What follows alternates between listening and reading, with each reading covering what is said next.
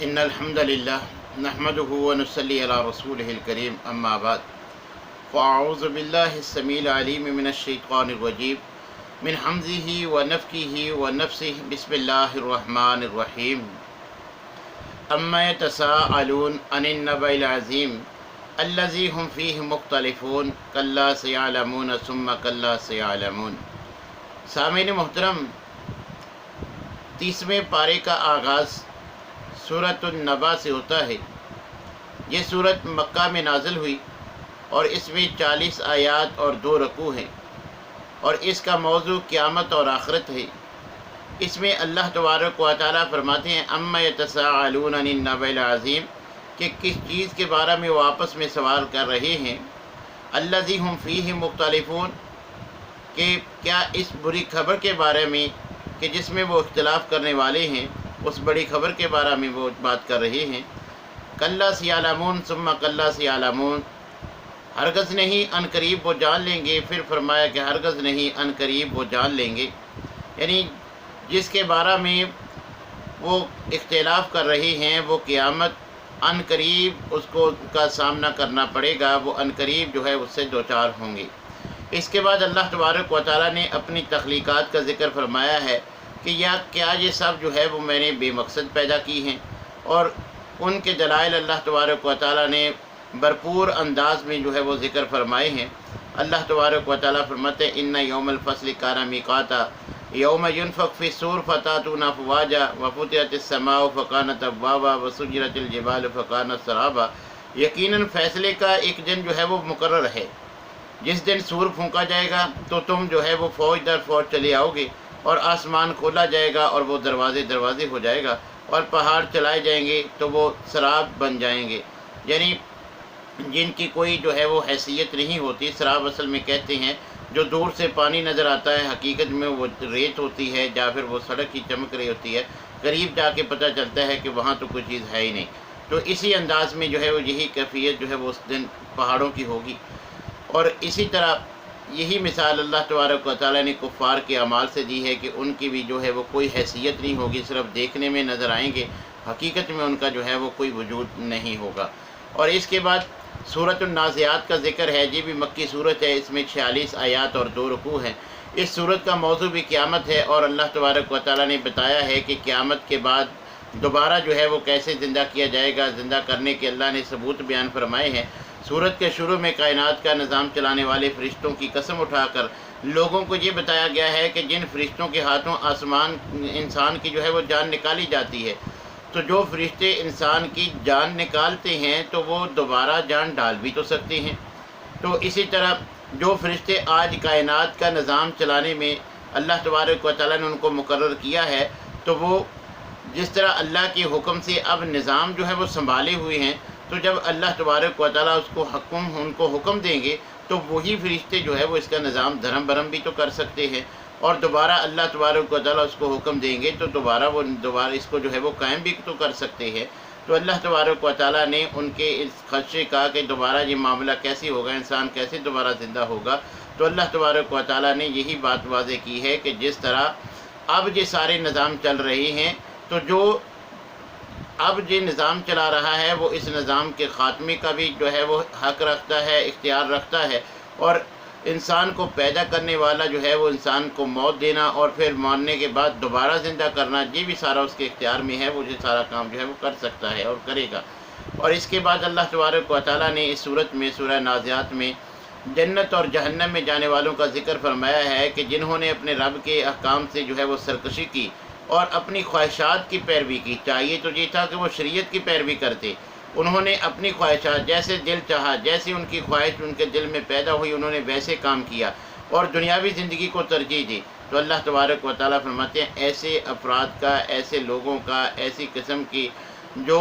انسانیت میں ایسا رویہ اختیار کریں گے، اللہ فرماتے ہیں ان کا ٹھکانہ جو ہے وہ جہنم ہوگا، جہنم ان کی جو ہے وہ مقدر بنے گی۔ اور اس کے مد مقابل فرمایا وَأَمَّا مَنْ خَافَ مَقَامَ رَبِّهِ وَنَهَى النَّفْسَ عَنِ الْهَوَىٰ فَإِنَّ الْجَنَّةَ هِيَ الْمَأْوَىٰ۔ اللہ تبارک و تعالیٰ فرماتے ہیں اور جو اپنے رب کے سامنے سے کھڑا ہونے سے ڈر گیا اور اس نے اپنے نفسانی جو خواہشات ہیں ان کو روک لیا، اپنی خواہش کو کتاب و سنت کے روح سے جو ہے وہ ان پہ عمل کیا۔ اگر خواہش جو ہے وہ کتاب و سنت کے خلاف تھی تو اس پہ عمل کرنے سے جو ہے وہ باز آئے۔ شریعت کے مطابق انہوں نے جائز خواہشات جو ہیں وہ تو پوری کی، جو ناجائز خواہشات تھیں وہ شریعت آڑے آئی تو انہوں نے ان خواہشات کو جو ہے وہ پس پشت ڈال کے شریعت پہ عمل کیا۔ تو اللہ تبارک و تعالیٰ فرماتے ہیں فَإِنَّ الْجَنَّةَ هِيَ الْمَأْوَىٰ، بے شک جنت انہی کا ٹھکانہ ہے۔ جیسے خواہشات کے اوپر چلنے والے، اپنی منمانی کرنے والے، شریعت کو نظر انداز کرنے والے جہنم میں جائیں گے، اسی طرح اللہ تبارک و تعالیٰ فرماتے ہیں کہ جو اپنی خواہشات کو شریعت کے تابع کریں گے، جو شرعی لحاظ سے جائز خواہشات ہوں گی ان پر تو وہ عمل کریں گے، جو ناجائز ہوں گی ان سے رک جائیں گے، ایسے افراد کا جو ہے وہ ٹھکانہ جنت ہے۔ ایسے لوگوں کے لیے اللہ تعالیٰ نے جنت اور اس کی جو ہے وہ نعمتیں تیار کی ہے۔ پھر سورہ عبسہ کا ذکر ہے۔ سورہ عبسہ یہ بھی مکی صورت ہے، اس میں بھی 42 آیات ہیں اور 1 رکوع ہے۔ اس میں اللہ تبارک و تعالیٰ نے نبی کریم علیہ السلام کے پاس آنے والے نبینہ صحابی، جن کے اوپر نبی صلی اللہ علیہ وسلم نے جو ریاکشن دیا تھا اللہ کو وہ پسند نہیں آیا، تو اللہ تبارک و تعالیٰ نے یہ صورت نازل فرمائی۔ اس سے صحابہ کرام کی جو ہے وہ عظمت بھی معلوم ہوتی ہے کہ آپ جب صحابہ کرام، اگرچہ جو ہے وہ ایک نبینہ صحابی بھی تھا کہ وہ نبی صلی اللہ علیہ وسلم کے پاس آ کے جب کچھ سوال کرتا ہے، اپنی کچھ دینی جو ہے وہ بات پوچھنی چاہتا ہے، تو نبی کریم علیہ السلام کو یہ گراں گزرتا ہے۔ تو اللہ تبارک و تعالیٰ کو یہ ادا بھی پسند نہیں آئی کہ پیغمبر کے صحابہ کو نبی کریم علیہ السلام بھی یہ رویہ اپنائیں، یہ بھی اللہ تبارک و تعالیٰ کو برداشت نہیں ہے۔ مگر افسوس کہ آج جن کی کوئی حیثیت نہیں، جن کا عمل اور عقیدہ جو ہے وہ صحابہ کے برابر ہونا تو دور کی بات، ان کا نہ عمل صحابہ کی جو ہے وہ عمل سے 1% بھی جو ہے وہ مطابقت نہیں رکھتا۔ وہ صحابہ کرام پہ جو ہے وہ آج جرح کر رہی ہیں، صحابہ کے ایمان پہ باتیں کر رہے ہیں، صحابہ کے بارے میں جو ہے وہ زبان درازیاں کی جاتی ہیں۔ صحابہ کا تو یہ آیات اور یہ صورت عظمت واضح کر دیتی ہے کہ اللہ کو تو یہ بھی برداشت نہیں کہ پیغمبر کے اشارے کنائے سے بھی کسی جو ہے وہ صحابی کی عزت پہ حرف آئے۔ اللہ یہ بھی برداشت نہیں کرتا جب اللہ پیغمبر کو اجازت نہیں دیتا، تو آج جو بدبخت جو ہے وہ صحابہ کے بارے میں زبان درازی کرتے ہیں، ان کو اللہ تبارک و تعالیٰ کیسے جو ہے وہ دنیا میں اور آخرت میں عذاب سے جو ہے وہ معاف کر دے گا۔ اور یہ صحابہ پہ جو بھونکتے ہیں ان کا انجام، ان کے جو ہے وہ مرنے کے بعد ان کی شکلوں کا بگاڑ، یہ ہم جو ہے وہ اپنی آنکھوں سے معاشرے میں دیکھ لیتے ہیں کہ جو صحابہ پہ تبرہ کرتے ہیں ان کی موت کیسے واقع ہوتی ہے، مرنے کے بعد ان کا چہرہ جو ہے وہ دیکھنے کے قابل نہیں رہتا، اور جو آخرت میں اور قبر میں جو عذاب کا سامنا ہوگا وہ تو اللہ تبارک و تعالیٰ ہی بہتر جانتے ہیں۔ تو اللہ تبارک و تعالیٰ نے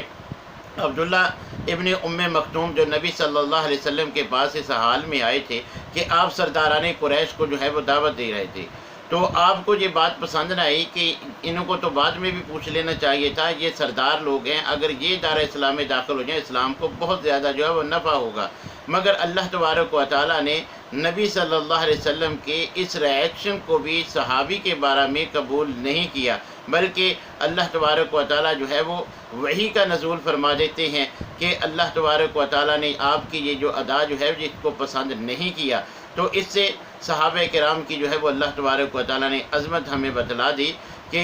اگرچہ ایک ادنا سا صحابی، نبینہ صحابی ہی کیوں نہیں، اس کے بھی کسی فعل سے اگر اس کی عزت پہ حرف آتا ہے تو اللہ تبارک و تعالیٰ جو ہے وہ اس کو برداشت نہیں کرتے۔ تو یہ عبداللہ ابن مکتوم کے ساتھ یہ معاملہ پیش آنے کے بعد اللہ تبارک و تعالیٰ نے اس صورت کا جو ہے وہ نزول فرمایا اور نبی کریم علیہ السلام کو اپنی منشا اور اپنے فیصلے جو ہے وہ اللہ تبارک و تعالیٰ نے آگاہ فرمایا۔ اس کے بعد سورۃ التکویر کا ذکر ہے، یہ بھی مکی صورت ہے، اس میں 29 آیات ہیں، اور اس صورت میں بھی اللہ تبارک و تعالیٰ نے قیامت برپا ہونے کا ذکر کیا اور قیامت کے مناظر جو ہے وہ بیان فرمائے ہیں، اور اس کے ساتھ ساتھ جو ہے وہ نبی کریم علیہ السلام کی رسالت کی حقیقت بھی بیان فرمائی ہے۔ اللہ تبارک و تعالیٰ نے قیامت کے متعلق فرمایا کہ قیامت 2 حصوں میں قائم ہوگی۔ پہلے مرحلے میں موجودہ کائنات جو ہے وہ سور پھونکنے پر تباہ کر دی جائے گی، پھر دوسرے مرحلے میں جن و انس کو سور پھونک کر جو ہے وہ اللہ تعالیٰ دوبارہ زندہ کر کے میدان حشر میں جو ہے وہ اکٹھا کریں گا، ان سے جو ہے وہ حساب و کتاب ہوگا، میزان لگے گا، جو ہے وہ اوزان تلیں گے، اور آگے جو ہے وہ قیامت کے سارے معاملات سے جو ہے وہ انسان دو چار ہوگا۔ پھر اللہ تبارک و تعالیٰ नबी करीम अलैहिस्सलाम की रसालत के मुतल्लिक़ फरमाते हैं कि मोहम्मद सल्लल्लाहु अलैहि वसल्लम जो कुछ आपके सामने पेश कर रही हैं वो ना तो किसी दीवाने की बात है, ना किसी शैतान की। शैतान ने उनको वसवसा भी नहीं डाला हुआ, ना ये तो एक बुज़ुर्ग बरतर जो है वो और आला मुकाम फ़रिश्ते के ज़रिए अल्लाह तबारक व तआला ने ये पैगाम जो है वो भेजा है। इन्नहु लक़ौलु रसूलिन करीम ज़ी क़ुव्वतिन इंदा ज़िल अर्शि मकीन मुताइन सुम्मा अमीन। अल्लाह तबारक व तआला ने वाज़े किया है कि कोई जिन वही नहीं लाता, बल्कि बड़ा बुज़ुर्गी वाला मुकर्रर फ़रिश्ता अल्लाह ने इस काम के लिए जो है वो मुकर्रर किया है। वो अल्लाह के हुक्म से अल्लाह की वही लेकर नबी करीम अलैहिस्सलातु वस्सलाम के पास जाते हैं। और नबी सल्लल्लाहु अलैहि वसल्लम ने सिर्फ़ उनको जो है वो दिल में महसूस नहीं किया, बल्कि आँखों से, खुली आँखों के साथ अल्लाह तबारक व तआला ने उस फरिश्ते का जनाब जिब्राईल अलैहिस्सलातु वस्सलाम का अल्लाह तबारक व तआला ने नबी सल्लल्लाहु अलैहि वसल्लम को 2 मरतबा जो है वो ज़िंदगी में उनकी असली शक्ल में दीदार भी करवाया। यानी ये कोई सुनी सुनाई बातें नहीं है, बल्कि अपनी आँखों से उस फरिश्ते को नबी सल्लल्लाहु अलैहि वसल्लम ने देखा भी है। वो मुकर्रर फरिश्ता वही लेकर आता है, लिहाजा तुम्हारी ये अपनी जो है बनाई हुई बातें, इनका कोई जो है वो वजूद नहीं है। हकीकत वही है जो अल्लाह तबारक व तआला जो है वो बयान फरमा रहे हैं। फिर सूरतुल इन्फितार कि ये भी मक्का में नाज़िल हुई मक्की सूरत है, इसकी 19 आयात हैं। इसमें अल्लाह तबारक व तआला इंसान को जो जोड़ते हैं, या अय्युहल इंसानु मा गर्रक बिरब्बिकल करीम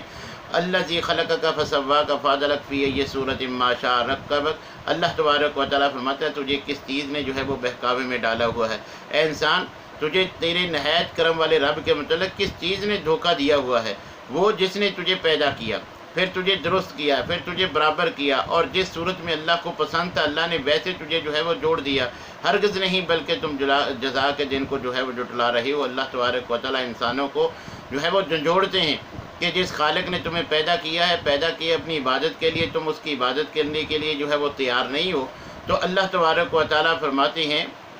कि किस चीज़ ने तुम्हें अब धोखे में डाल रखा है। अपने वजूद की तरफ देख लो, अपनी जो है वो इर्द गिर्द की अल्लाह की तख्लीक़ात पर देख लो, जो अल्लाह के वजूद पर जो है वो बैयन दलाइल हैं। लिहाजा जिस मकसद के लिए तुम्हें अल्लाह तबारक व तआला ने पैदा किया है, उस मकसद को तुम्हें अदा करना चाहिए। किसी किस्म के जो है वो शैतान के बहकावे में या किसी के धोखे में नहीं आना चाहिए। इसके बाद सूरतुल मुतफ़्फ़िफ़ीन का ज़िक्र है। ये मक्की सूरत है, ये भी मक्का में नाज़िल हुई और इसकी 36 आयात हैं। तो इसमें अल्लाह तबारक व तआला ने नाप तोप करने वालों को, जो तुज्जार हैं, ताजर पेशा अफराद हैं, जब वो वज़न करते वक्त जो है वो डंडी मारते हैं, अपने वक्त तो जब वो खुद ख़रीदते हैं तो उस वक्त तो पूरा जो है वो मीज़ान करके चीज़ लेते हैं, मगर जब आगे जो है वो फ़रोख्त करते हैं तो कम तोलने की जो है वो कोशिश करते हैं, ताकि वो दुनियावी तौर पे जो है वो ज़्यादा नफ़ा कमा सकें। तो अल्लाह तबारक व तआला ने उनसे मुखातिब करके, क्योंकि कुरैश भी ताजर पेशा लोग थे और इन ताजरों में भी वो सारी जो है वो बुराइयां आम थीं जो तुज्जार में अक्सर तौर पर जो है वो पाई जाती हैं। तो अल्लाह तबारक व तआला ने उनके बारे में जो है वो वाज़ेह कर दिया कि ये बीमारी असल में इस वजह से पैदा हुई है कि तुम्हारा आखिरत पर यकीन नहीं है। अगर तुम्हें आखिरत पर कामिल यकीन रखो तो फिर तुम ऐसा ना करो। तो अल्लाह तबारक व तआला ने इसका सबब बतलाया कि तुम ऐसा करते क्यों हो। एक तो नापतोल जो है वो तुम्हें करनी नहीं चाहिए, ये तो हलाकत खेज़ जो है वो मरहला है। और फिर साथ बतला भी दिया कि ये सिर्फ़ आखिरत पर कामिल यकीन ना होने की वजह से तुम जो काम करते हो। वैलुल लिल मुतफ़्फ़िफ़ीन के बड़ी हलाकत है माप तोप करने वालों के लिए। वो लोग कि जब लोगों से माल माप कर लेते हैं तो पूरा लेते हैं, मगर जब आगे खुद फ़रोख्त करते हैं तो फिर कम तोल कर देते हैं ताकि वो ज़्यादा नफ़ा हासिल करें। अल्लाह तबारक व तआला फरमाता है क्या ये लोग यकीन नहीं रखते कि बेशक वो उठाए जाएंगे। अल्लाह के दरबार में इन्होंने जाना है, अल्लाह के सामने जवाबदेह हैं जी। अल्लाह इनसे पूछेंगे ऐसा क्यों किया, तो इनको इस बात का खौफ नहीं है कि अल्लाह को क्या जवाब देंगे। इसके बाद अल्लाह तबारक व तआला फरमाते हैं कल्ला बल रान अला कुलूबिहिम मा कानू यक्सिबून। अल्लाह तबारक व तआला बतलाते हैं कि अमाल का असर दिल पर भी होता है। तो इंसान जो भी अमल करता है तो उसका अंजाम एक तो आखिरत में नामा अमाल में गुनाह लिखा जाता है, जो उसकी जज़ा सज़ा होनी है वो आखिरत में तो होनी है, मगर उस अमल का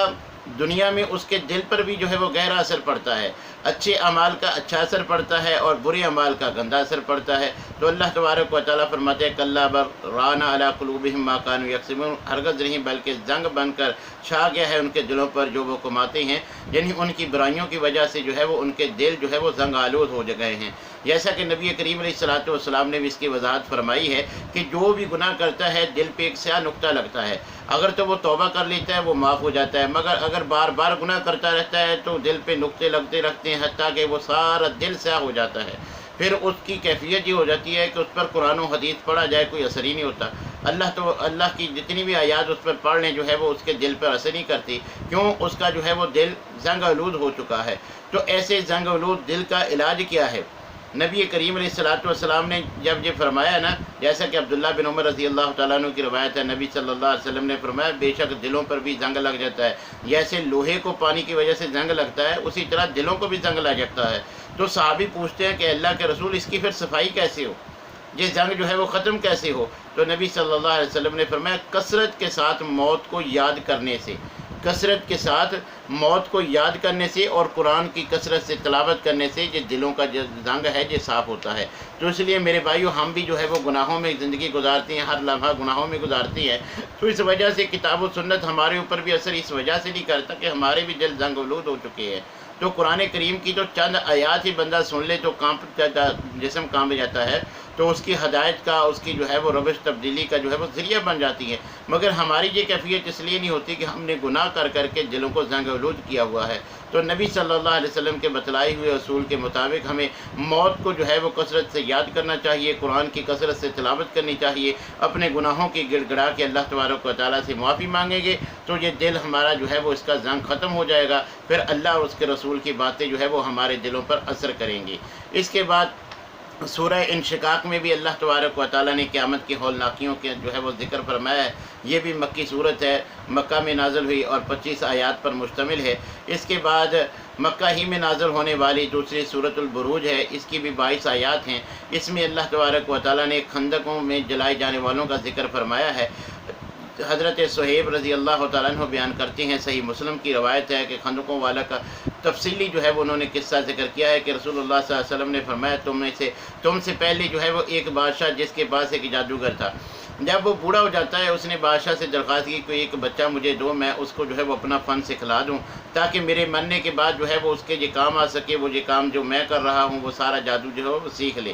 تو بادشاہ نے ایک بچے کو مقرر کر دیا، وہ اس کے پاس پڑھنے جاتا تو راستے میں جو ہے وہ ایک راہب بھی رہتا تھا، راہب بیٹھا ہوتا تھا، وہ اس کے پاس بھی بیٹھنے لگ گیا، دونوں سے جو ہے وہ علمی باتیں جو ہے وہ سیکھنی اس نے شروع کر دی۔ تو ایک مرتبہ ایسا بھی آیا کہ اس نے دیکھا کہ ایک بہت بڑے درندے نے جو ہے وہ انسانوں کو تنگ کر رکھا ہے، راستہ جو ہے وہ بلاک کر کیا ہوا ہے۔ اس نے دونوں اپنے اساتذہ کا علم آزمانے کے لیے جو ہے وہ یہ موقع غنیمت جانا، تو اس نے دونوں کے نام پہ کہ اگر اللہ کو ان دونوں میں سے جو زیادہ پسند ہے اس کے نام سے جو ہے وہ اس نے پتھر پھینکا کہ جس سے یہ کارگر ثابت ہوگا میری نظر میں وہی جو ہے وہ معزز ہوگا۔ تو جب اس نے اس انداز میں تجربہ کیا کہ جو اگر راہب سے اللہ تبارک و تعالیٰ راضی ہے تو اس وجہ سے جو ہے وہ اللہ تبارک و تعالیٰ اس درندے کو ہلاک کر دیں، تو اس نے پتھر مارا تو اللہ تبارک و تعالیٰ نے جو ہے وہ راہب کے بارے میں یہ بات جو ہے وہ قبول فرما لی۔ تو اس سے بچے کو جو ہے وہ پختہ یقین ہو جاتا ہے، وہ راہب کو جو ہے وہ حق اور سچ جو ہے وہ مان لیتا ہے، اور اس کے بعد اس کو جو ہے وہ مزید جو ہے وہ اللہ تبارک و تعالیٰ جو ہے وہ مزید اس پہ جو ہے وہ نعمتوں کا اس کو جو ہے وہ نعمتوں سے نوازتے ہیں کہ اس کو مزید جو ہے وہ اللہ تبارک و تعالیٰ اس فن میں جو ہے وہ ماہر بنا دیتے ہیں، حتیٰ کہ ایسے معجزات بھی اس کو عطا کر دیتے ہیں کہ حضرت عیسیٰ علیہ السلام کی طرح جو ہے وہ مادہ اندھے کو بھی وہ اس کی وجہ سے شفا مل جاتی ہے، وہ دعا کرتا ہے، اور اسی طرح کوڑی شفا یاب ہو جاتا ہے جب وہ دعا کرتا ہے۔ اللہ نے اس کے ذریعے اپنی توحید کا جو ہے وہ کام لینا تھا۔ تو اس طرح بادشاہ کا قریبی جو ہے وہ ایک ساتھی وہ بھی جو ہے وہ اندھا ہو جاتا ہے، اس نے بھی جب اس کو پتہ چلا کہ ایک بچہ ہے جو اس طرح علاج کرتا ہے، وہ دعا کرتا ہے، اس سے جو ہے وہ شفا مل جاتی ہے، جب وہ اس کے پاس علاج کروانے کے لیے اس نے کہا یہ حقیقت میں میرا اس میں کوئی کمال نہیں ہے، اللہ تبارک و تعالیٰ پر ایمان لے آؤ تو میں اللہ تعالیٰ سے دعا کرتا ہوں تو اللہ تعالیٰ تمہارا یہ معاملہ جو ہے وہ درست کر دیں گے۔ وہ اس کے کہنے پر اللہ پر ایمان لے آیا، اس نے اللہ سے دعا کی تو اللہ نے اس کی جو ہے وہ بینائی واپس لوٹا دی۔ تو وہ بادشاہ کو بتلاتا ہے، اس طرح بادشاہ جو ہے وہ جب اللہ کا ذکر سنتا ہے کہ یہ میرے علاوہ بھی کسی کو الہ مانتا ہے تو وہ اس سے بھی ناراض ہوتا ہے، اسے بھی سزا دلواتا ہے۔ بچے کا پتہ چلتا ہے تو بچے کو پکڑ کے لاتے ہیں، پھر اس سے پوچھتی ہیں، وہ راہب کا بتلا دیتا ہے، راہب کے بھی جو ہے وہ 2 ٹکڑے کر دیے جاتے ہیں آری کے ساتھ چیر کر، اور اسی طرح جو اس کا قریبی ساتھی تھا جو اللہ پر ایمان لے آیا تھا، اللہ نے اس کی نظر واپس کر دی تھی، اس کو بھی سزا کے طور پہ 2 ٹکڑے کر دیا۔ اور پھر بچے کو مختلف انداز میں جو ہے وہ اس نے ختم کرنے کی کوشش کی، پہاڑ پہ لے جا کے اپنے سپاہیوں کو کہا کہ اس کو پہاڑ سے نیچے گرا دو۔ اللہ تعالیٰ نے جو ہے وہ اس کو محفوظ رکھا، دوسرے لوگ جو ہیں زلزلے کی وجہ سے پہاڑ سے نیچے گر جاتے ہیں۔ پھر سمندر میں جو ہے وہ کشتی سے گرانے کا جو پلان بنایا جاتا ہے، پھر اللہ تعالیٰ اس کی حفاظت فرماتے ہیں۔ پھر بچہ خود بتلاتا ہے کہ اگر تم نے میرا خاتمہ کرنا ہے تو جس طرح میں کر رہا ہوں وہ میری بات مان لے۔ تو بتایا گیا کہ تم کیا چاہتے ہو، کیسے تمہاری جو ہے وہ موت واقع ہو سکتی ہے۔ اس نے کہا لوگوں کو جمع کرو، مجھے جو ہے وہ سولی کے تختے پہ لٹاؤ، پھر یہ کہہ کر میرے تیر مارو کہ میرے اس رب کے نام سے جس پر میں ایمان رکھتا ہوں، تو پھر وہ تیر مجھے لگے گا تو میں مر سکوں گا۔ تو تمام لوگ جب جمع ہو گئے تو اس بچے کے بتائے ہوئے طریقے کے مطابق جو ہے وہ تیر مارا گیا۔ تو یہ بات دیکھ کر جو جتنے وہاں لوگ موجود ہوتی ہیں وہ اس اللہ پر ایمان لے آتے ہیں، اللہ کی توحید جو ہے وہ ان کے دلوں میں راسخ ہو جاتی ہے، اور یہ مسئلہ جو ہے وہ مزید بادشاہ کے لیے اذیت کا باعث بنتا ہے۔ اس نے جو ہے وہ بڑی بڑی خندقیں کھدوائیں اور ان میں جو ہے وہ آگ جلوائی، اور ساتھ جو ہے وہ حکم دیا کہ ان میں سے جو اپنے دین پہ واپس نہیں آتا، وہ اسلام قبول کیے رہتا ہے، اس کو جو ہے وہ ان خندقوں میں جو ہے وہ پھینک دیا جائے۔ اس طرح ان لوگوں کو خندقوں میں پھینک دیا گیا۔ اور اس حدیث میں ایک جو ہے وہ عورت کا بھی ذکر ہے کہ جو چھوٹے بچے کے ساتھ آتی ہے، اس خندق میں جو ہے وہ گرنے سے ذرا ڈرتی ہے، تو چھوٹا بچہ بول کے کہتا ہے کہ امی جان صبر کرو کیونکہ تم حق پر ہو، لہذا تمہیں جو ہے وہ گھبرانے کی ضرورت نہیں، حق کی خاطر تم یہ قدم اٹھا رہی ہو، اللہ تبارک و تعالیٰ تمہیں جو ہے وہ رسوا نہیں کرے گا، ضرور تمہاری جو ہے وہ مدد کرے گا۔ تو اس انداز میں ان کا ذکر ہے، جیسے صحیح مسلم کی حدیث میں اسی کا اللہ تبارک و تعالیٰ جہاں جو ہے وہ سورۃ البروج میں ان خندق والوں کا جو ہے وہ ذکر فرما رہے ہیں، اور ان کے بارے میں اللہ تبارک و تعالیٰ نے جو ہے وہ اشارتاً سورہ بروج میں جو ہے وہ ذکر فرمایا ہے۔ اس کے بعد سورہ طارق ہے، یہ بھی مکہ میں نازل ہوئی، اس کی بھی جو ہے وہ 17 آیات ہیں۔ اس میں بھی اللہ تبارک و تعالیٰ نے فرمایا ہے کہ روز قیامت ہڈیوں کو دوبارہ جو ہے وہ اس سے گوشت دے کر اس ہڈیوں کو دوبارہ زندہ کرنے پر بھی جو ہے وہ میں قادر ہوں۔ جو اس پر تعجب کرتے ہیں تو ان کو اپنی تخلیق پہ غور و فکر کرنی چاہیے۔ فَلْيَنْظُرِ الْإِنسَانُ مِمَّا خُلِقَ مِن مَّاءٍ دَافِقٍ يَخْرُجُ مِن بَيْنِ الصُّلْبِ وَالتَّرَائِبِ إِنَّهُ عَلَىٰ رَجْعِهِ لَقَادِرٌ۔ اللہ تبارک و تعالیٰ فرماتے ہیں جی اب تعجب کرتے ہیں کہ جب انسان جو ہے وہ گل سڑ جائے گا، صرف ہڈیاں باقی رہ جائیں گی، تو پھر دوبارہ زندہ کیسے ہوگا؟ اللہ تبارک و تعالیٰ فرماتے ہیں ذرا اپنی پیدائش پہ تو ذرا غور کر کے دیکھ لو کہ تم ایک جو ہے وہ منی کے قطرے سے پیدا ہوئے ہو۔ اللہ تبارک و تعالیٰ نے اچھلنے والے ایک پانی کے قطرے سے تمہیں پیدا کیا ہے کہ جو پیٹھ اور پشت کے درمیان سے جو ہے وہ نکلتا ہے۔ تو جب اس پانی کے قطرے سے اللہ تعالیٰ انسان کو پیدا کر سکتا ہے، یہ مشکل ترین کام ہے۔ اب پیدائش کے بعد جب ہڈیاں موجود ہیں ان پر صرف گوشت چڑھانا یہ تو اس سے آسان کام ہے۔ تو جو اللہ پانی سے انسان پیدا کر سکتا ہے وہ ہڈیوں پر گوشت چڑھا کے دوبارہ انسان کو زندہ بھی کر سکتا ہے۔ اِنَّهُ عَلَىٰ رَجْعِهِ لَقَادِرٌ، لہٰذا اللہ دوبارہ اس کو زندہ کرنے کے لیے، دوبارہ اس کو لوٹانے پر بھی جو ہے وہ قادر ہے اور کامل جو ہے وہ قدرت رکھتے ہیں۔ اس کے بعد سورہ اعلیٰ میں اللہ تبارک و تعالیٰ نے کامیاب لوگوں کا ذکر فرمایا کہ قد افلح من تزکا، وہ لوگ کامیاب ہو گئے جنہوں نے اپنا تزکیہ کر لیا۔ وذکر اسم ربہ فصلی، انہوں نے اللہ کا ذکر کیا اور اللہ کی جو ہے وہ نماز پڑھی۔ بل تؤثرون الحیات الدنیا والآخرۃ خیر وابقیٰ، اللہ تبارک و تعالیٰ فرماتے ہیں کہ تم تو دنیا کی زندگی کو ترجیح دیتے ہو، حالانکہ حقیقی زندگی جو ہے وہ بہتر بھی ہے اور ہمیشہ باقی رہنے والی جو ہے وہ تو آخرت کی ہے۔ یہ دنیاوی زندگی تو ہمیشہ نہیں ہے، یہ تو اللہ نے مقررہ وقت کے لیے تمہیں دنیا میں بھیجا ہے کہ تم دنیا ہی کے ہو کے رہ گئے ہو، دنیا کو ترجیح دے بیٹھے ہو، بس ہر وقت جو ہے وہ تمہیں دنیا کی فکر لاحق ہے۔ حالانکہ دنیا میں تو تم بطور امتحان آئے ہو، اصل میں تو تم نے اس زندگی کا تمہیں سامنا کرنا پڑے گا جو کبھی ختم نہیں ہوگی۔ اور فرماتے ہیں کہ اِنَّ هَٰذَا لَفِي الصُّحُفِ الْأُولَىٰ صُحُفِ إِبْرَاهِيمَ وَمُوسَىٰ، اور یہ بات اللہ تبارک و تعالیٰ جیسے قرآن میں قرآن پر ایمان رکھنے والوں کو بتلا رہی ہیں، اسی طرح اللہ تعالیٰ نے اس سے قرآن سے پہلے جو منزل من اللہ کتابیں تھیں، جو انبیاء کو جو ہے وہ صحائف دیے تھے، جو ان کو شریعتیں دی تھیں، ان میں بھی اللہ تبارک و تعالیٰ نے یہی بات ان کے لیے بھی ذکر فرمائی تھی کہ یہ دنیا دارالامتحان ہے، مختصر وقت ہے، دنیا میں دنیا ہی کے ہو کے نہ رہ جاؤ، اتنا مگن نہ ہو جاؤ، یہ دنیا کی اتنی تمہیں جو ہے وہ فکر نہیں ہونی چاہیے، دنیا کو اتنی ترجیح نہیں دینی چاہیے، بلکہ قابل ترجیح جو ہے وہ آخرت کی زندگی ہے، جو ہمیشگی کی زندگی ہے، نہ ختم ہونے والی زندگی ہے۔ اللہ فرماتے ہیں پہلی شریعتوں میں بھی جو ہے میں نے اس بات کا جو ہے وہ ذکر فرمایا ہے۔ تو ہمیں بھی اللہ تبارک و تعالیٰ کی اس نصیحت پر جو ہے وہ کان دھرنے چاہیے کہ ہم سارا دن جو ہے وہ دنیا کمانے میں لگے رہتے ہیں، ہمیں نمازوں کی فکر نہیں رہتی، دنیا کی خاطر جو ہے وہ ہم حلال حرام کی جو ہے وہ تمیز نہیں کرتے، دنیاوی معاملات میں جو ہے وہ ہم اپنا جو ہے وہ رات کا سکون بھی جو ہے وہ برباد کر دیتے ہیں، اپنی ساری تھکاوٹیں بھی برداشت کرتی ہیں، ساری مشقت برداشت کرتی ہیں، مگر دین کے معاملہ میں تھوڑی سی مشقت برداشت نہیں کر سکتے۔ نماز کے لیے ہم جو ہے وہ تھوڑی سی تکلیف اٹھانا جو ہے وہ گوارہ نہیں کرتے۔ تو اللہ تبارک و تعالیٰ ہمیں یہی بتلا رہی ہیں کہ یہ دنیا کے لیے تم اتنی محنت کرتے ہو، یہ تو عارضی ہے، حقیقی تمہیں محنت کرنی ہے وہ اس زندگی کے لیے جو نہ ختم ہونے والی زندگی ہے، جو دنیا میں تم کماؤ گے اسی کے مطابق وہاں تمہارے ساتھ معاملہ ہوگا۔ اللہ تبارک و تعالیٰ سے دعا ہے کہ اللہ تعالیٰ ہمیں قرآن کریم کو سمجھنے اور اس پر عمل کرنے کی توفیق عنایت فرمائے۔ وآخر دعوانا الحمد للہ رب العالمین۔